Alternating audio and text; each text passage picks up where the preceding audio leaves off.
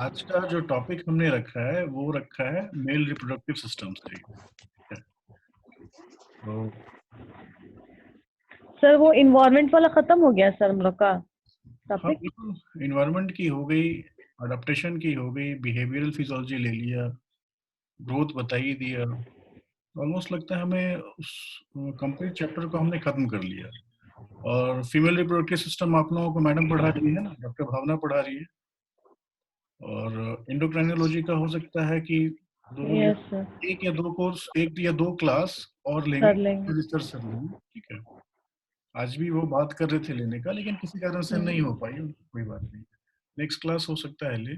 तो कहने का मतलब है कि ज्यादा टाइम ना लेते हुए हम लोग थोड़ा सा क्लास की ओर चलते हैं।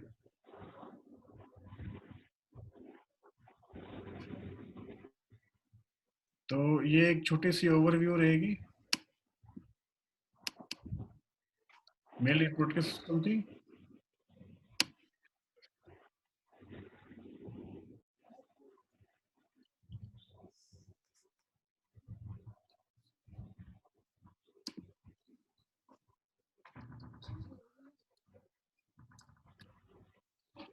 So the very first thing which comes in our mind that regarding the male genital organs, under the male reproductive system, it should be the genital organ.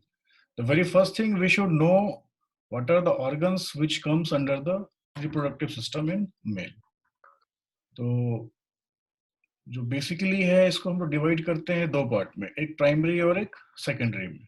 ठीक है, प्राइमरी सेक्स ऑर्गन्स होती है और secondary sex organs होती है। तो जो सबसे इंपॉर्टेंटली है that is the male reproductive organs, और इसमें ग्लैंड्स।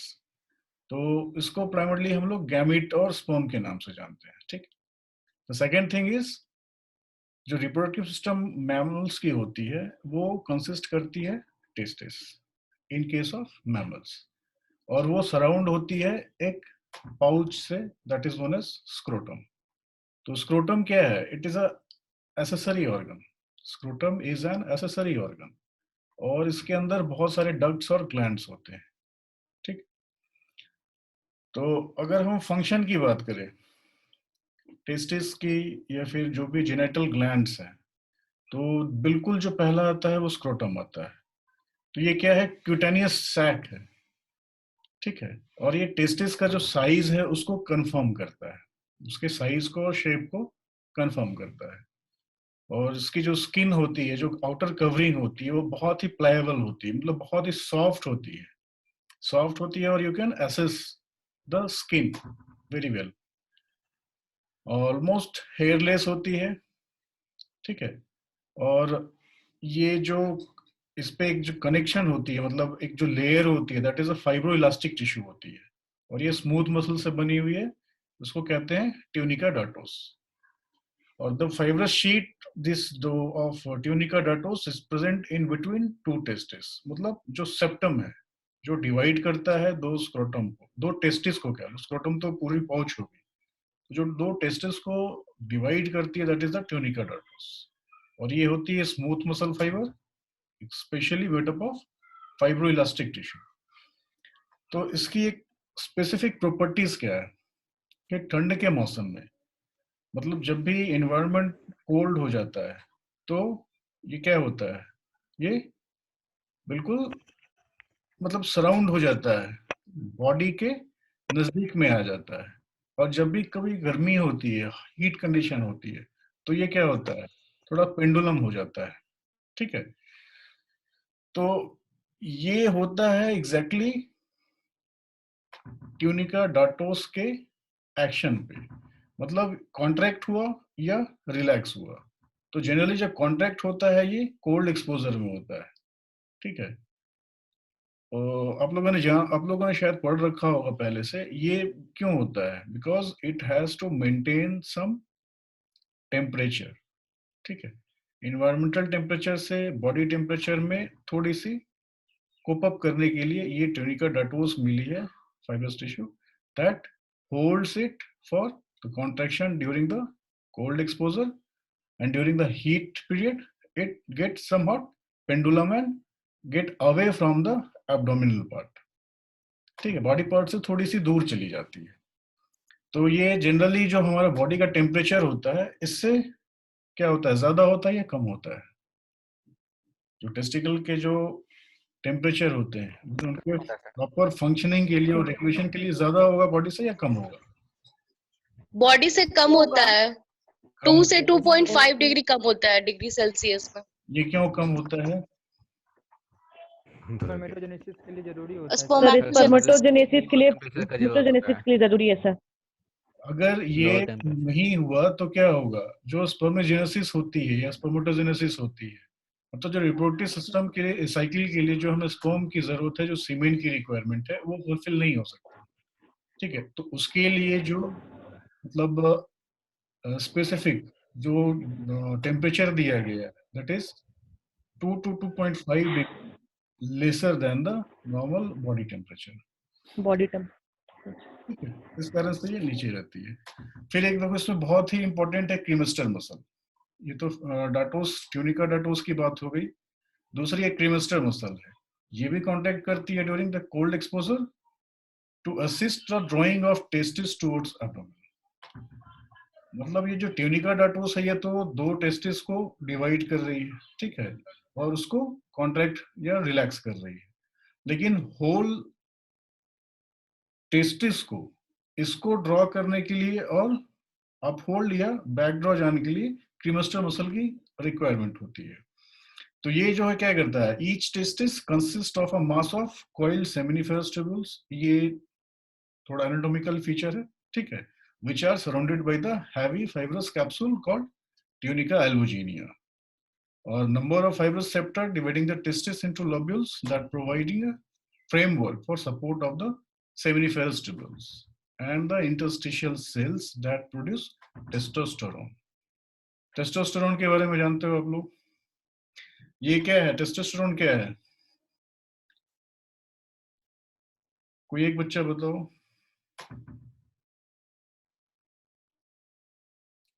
कोई एक बच्चा थोड़ा सा हिंट दो टेस्टोस्टेरोन के बारे में।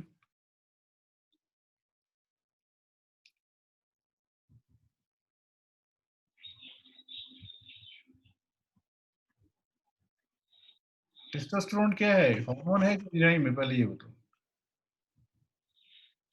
सर हार्मोन है। सर हार्मोन है सर, सेक्स हार्मोन्स है।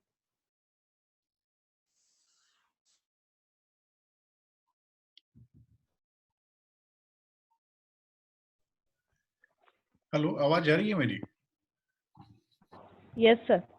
Yes sir. मेरी नेटवर्क थोड़ी सी वीक हो गई थी, इस कारण से वो कट गई। बहुत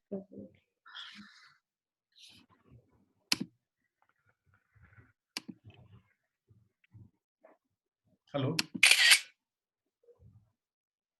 यस सर।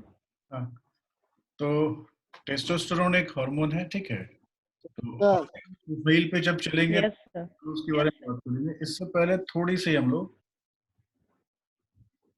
एक इसके रिगार्डिंग जो थोड़ा स्ट्रक्चरल ऑर्गेनाइजेशन है, इसके रिगार्डिंग एक छोटी सी वीडियो हम लोग देखते हैं, ठीक है।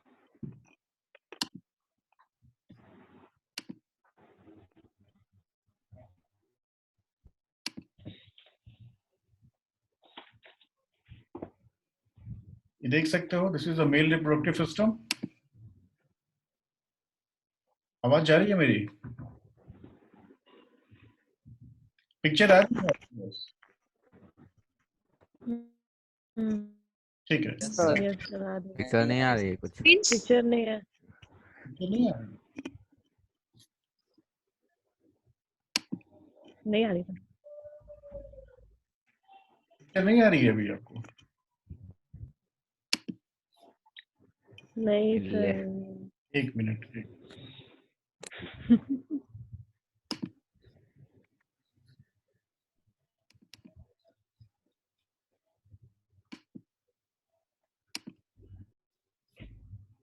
अब आ रही है पिक्चर? अब आ गई सर। Yes sir. अब आ रही है sir. So this is the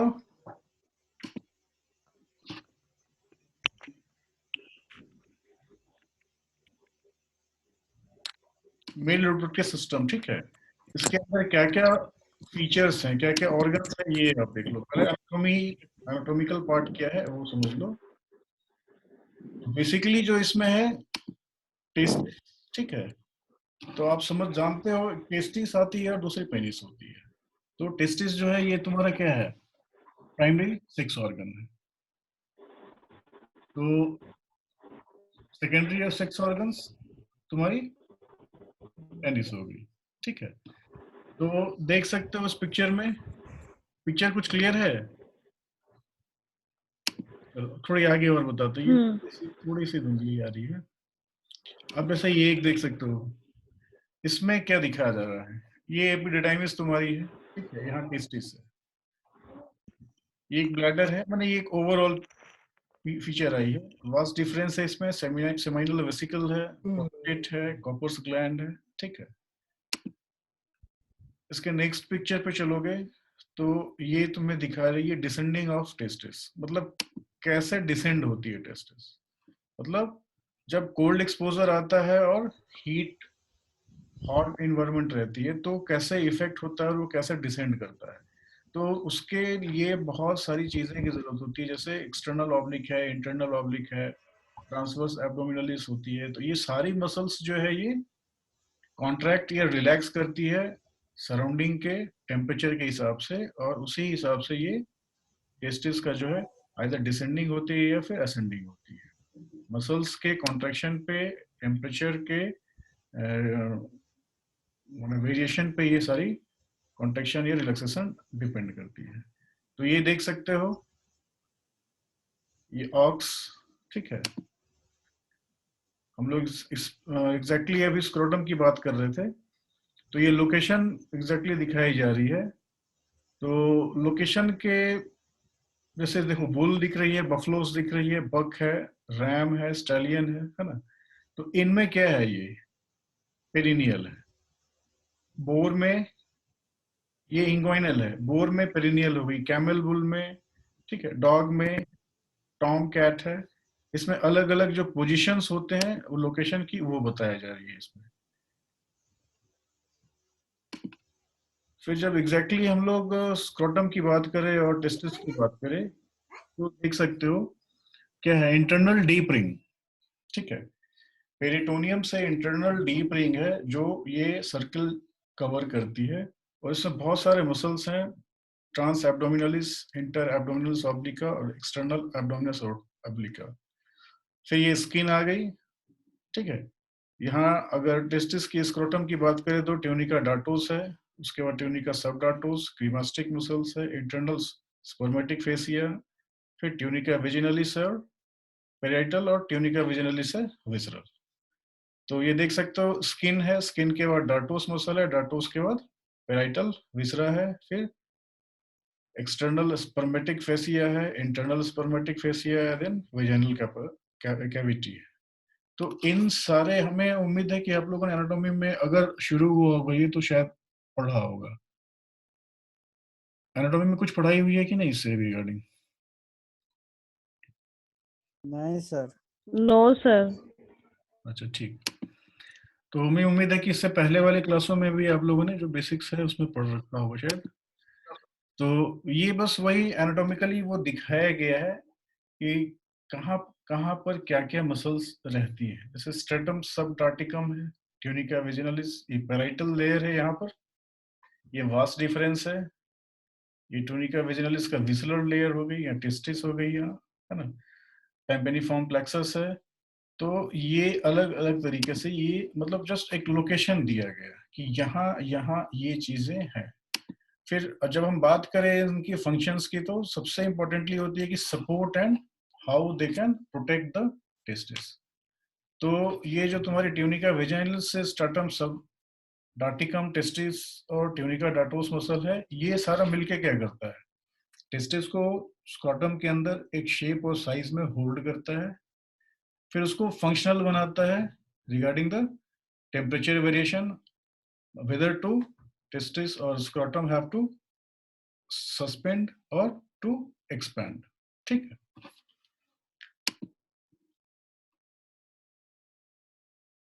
next देख सकते हो, ये वही मसल्स हैं, है ना, स्किन, डाटोस, टोटल जो टेस्टिस के अंदर तुम्हारी है। तो स्पेशली इस पर जो जोर दिया जा रहा है, ये 1.6 टू 3.9 डिग्री सेल्सियस ये दिखा रहा है लोअर रहता है इन केस ऑफ कैटल, ठीक है, buffaloes, monkey, man and dog. 5 degree up to 5 degree in bug के केस में, 7 degree in case of ram और 8 degree in case of rat. ये डिक्रीज करती है जब कभी हीट बढ़ता है। तो मतलब इसकी जो कैपेसिटी है अलग अलग स्पीसीज की, वो इस पर डिपेंड करता है। तो बेसिकली हम लोग 2 to 2.5 बोलते हैं डोमेस्टिक एनिमल्स में, ठीक है, but it can vary up to 5 और 6 degrees. That totally depends upon the temperature variation. और ये ना कि सिर्फ टेम्परेचर पे, बल्कि ये ह्यूमिडिटी पे भी डिपेंड करती है, ठीक है। हॉट वेदर में देख सकते हो ये काफी पेंडुलस हो गई है, लेकिन कोल्ड वेदर में ये काफी attach to the body parts रहती है।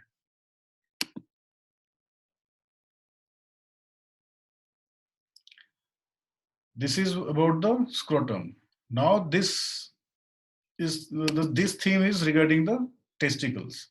तो हम लोग इसमें जनरली मेजरमेंट भी करते हैं। ग्रोथ के केस में भी आप लोगों को बताया जाएगा how we can measure the shape of और how we can measure the size of testis.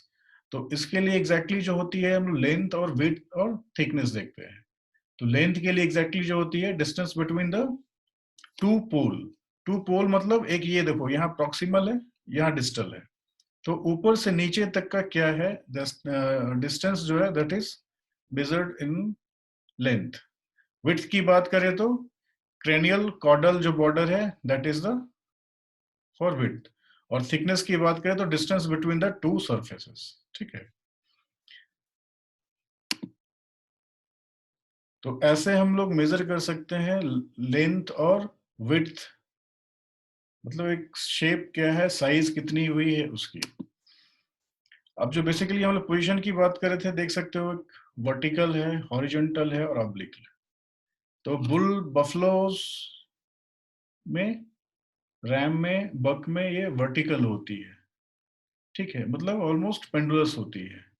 लेकिन स्टालियन में ये हॉरिजॉन्टल होती है और ऑब्लिगेट्स होती है कार्नियोवेंट्रल, मतलब बोर में, कैमल में, बुल में, है ना, कैट में या डॉग में ये थोड़ी ऑब्लिगेट होती है, ऑब्लिगस कहते हैं। फिर पोजीशन ऑफ द टेस्टिकल्स की अगर बात करें तो ये जो अभी पेंडुलस और ये सारा बता रहे हैं ना, ये साइज के बारे में। जैसे बोर के केस में देखो मतलब कितने डिग्री पर है, स्टेलियन के केस में देख सकते हो ये बिल्कुल हॉरिजॉन्टल है ये, और ये बुल के केस में बिल्कुल पेंडुलस रहता है ना, देख लो लंबा है बिल्कुल। तो ये शेप और साइज जो है, मतलब पोजीशन जो है टेस्टिकल का, ये अलग अलग स्पीसीज पे अलग अलग वेरी करता है। देख सकते हो ऑक्स में बहुत ही सिंपल दिखा रही है, बिल्कुल पेंडुलस है। शिप में भी पेंडुलस है। पिग में ये थोड़ी सी ओवल हो जा रही है। कैट में ऑब्लिगेटस है, डॉग में भी ऑब्लिगेटस दिख रही है।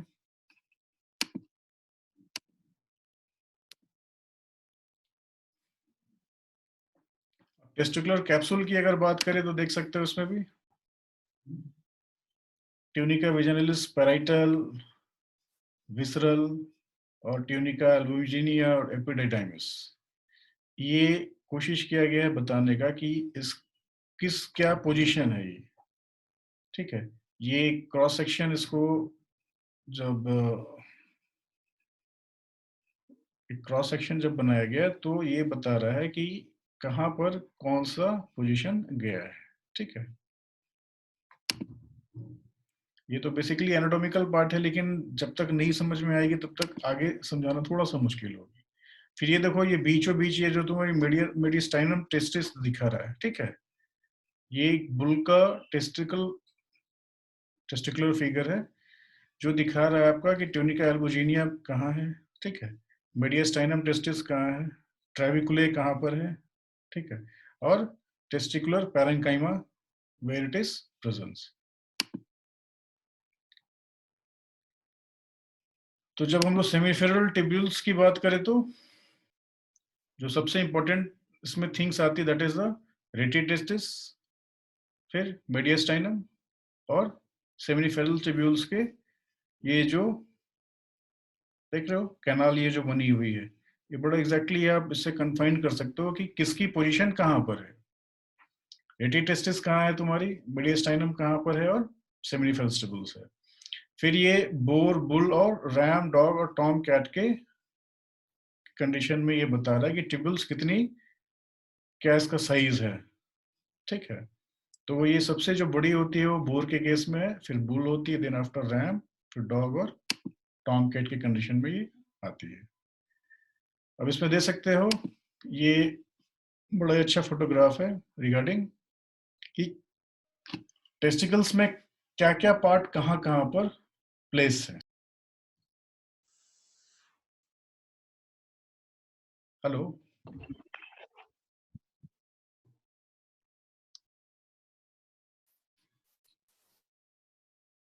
Hello, yes sir. Yes sir. अरे यार बड़ी देर से हम बोले जा रहे थे, हमें ही नहीं पता था कि तो हम लोग थे कहाँ पर।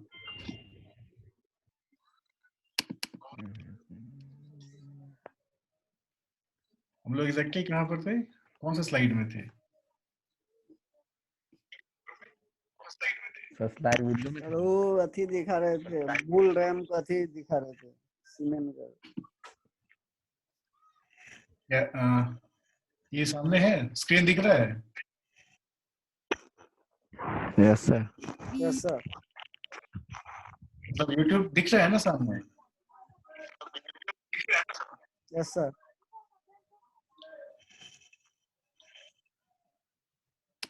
ये आप लोगों ने देख रखा था, सेमिनिफेरस टिब्यूल्स के बारे में देख लिया था।